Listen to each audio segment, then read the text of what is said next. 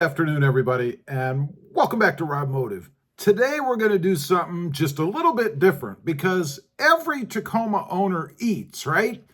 So I've got this great recipe I'm going to show you guys. I developed this myself and it is awesome. And the best thing about it is it can be done in the kitchen or it could be done out on the trail if you're out camping and you want something just a little bit more substantial.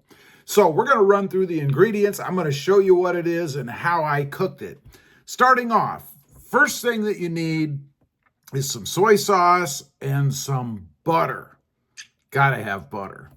Next up, a little bit of salt and pepper. Pretty basic, pretty simple. And that's it as far as any kind of seasonings go, right? Moving right along, you need a cup of rice. If there's two people, obviously you would change it depending upon how many people are going to be eating. Minute rice is the best. Boil the water for 5 minutes, throw the rice in, and then let it sit for 5 minutes, or however long it takes you to boil water. Next up, we need some onions and some garlic. However much you want. There's no real set in stone measurements for this. Cook it the way that you like it.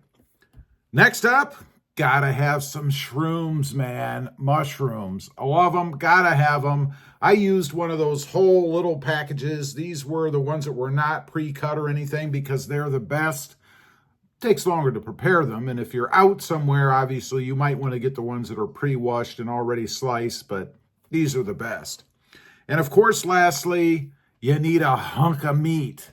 I prefer filet mignon. I know, I'm spoiled. It's expensive as hell, but there is no better cut of meat. You can use whatever you want, no problem. Then you take that filet mignon, you slice it up into pieces, however big you want them to be. It doesn't really matter. Throw them in some kind of a container, dump in some soy sauce, and let it marinate for about 5 or 10 minutes. That's it. Once that's done, heat a pan up, medium high heat, dump it in there and brown it until almost all of the red is gone in the inside of each little meat cube. Then take it off, dump it into a different pan and set it aside. Making me hungry right now just looking at this. Next, you want to throw your onions in the pan with some butter. Put a couple pats of butter in there, twist a little bit of salt and pepper on them, and cook them until they're translucent or done to whatever you like them to be. When they get to that point, take them off the heat and dump them in that same pan as what your steak is currently resting in. Oh, and by the way, a few pieces of that garlic, throw it in that pan where your onions and your meat are now resting. Don't cook it up, it'll just burn. Next, the mushrooms. Gotta have some butter, and don't be afraid to put a lot of butter in there. It's good for you. Put some butter in a pan, throw the mushrooms in, and cook the mushrooms until they are done, or to whatever your liking is. Then take the mushrooms and throw them in that pan where everything else is sitting, the steak and the onions and the garlic. Put the rest of the garlic in there, by the way. Now, while that is resting for just a minute, not long, this isn't a key part of the recipe, go ahead and turn your water on for your rice. You want to get that water heated up to boiling. Throw everything back in that original pan. This is your mushrooms, your onions, your garlic, your steak, and get it heating back up to finish it off, and then turn it down on low while you're waiting for the rice to get done. Once it's all done, plate it up.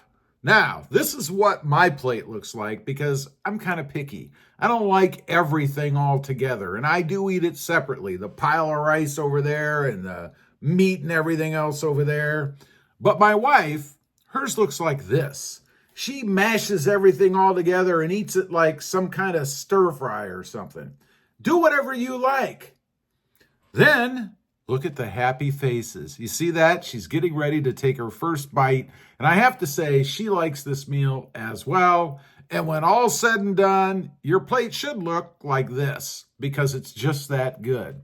Anyway, with cutting and chopping and all that stuff, it'll take you about 45 minutes to an hour to cook. Once everything's all cut up, it'll take you about 15 minutes or so to cook. So part of that 45 minutes is about 15 minutes worth of cooking or so. It is an awesome meal. You can use any kind of steak with it. You don't have to use filet mignon.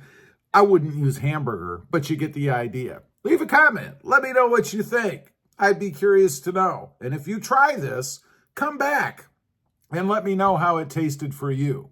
Thanks for watching. Stay safe out there. Bye.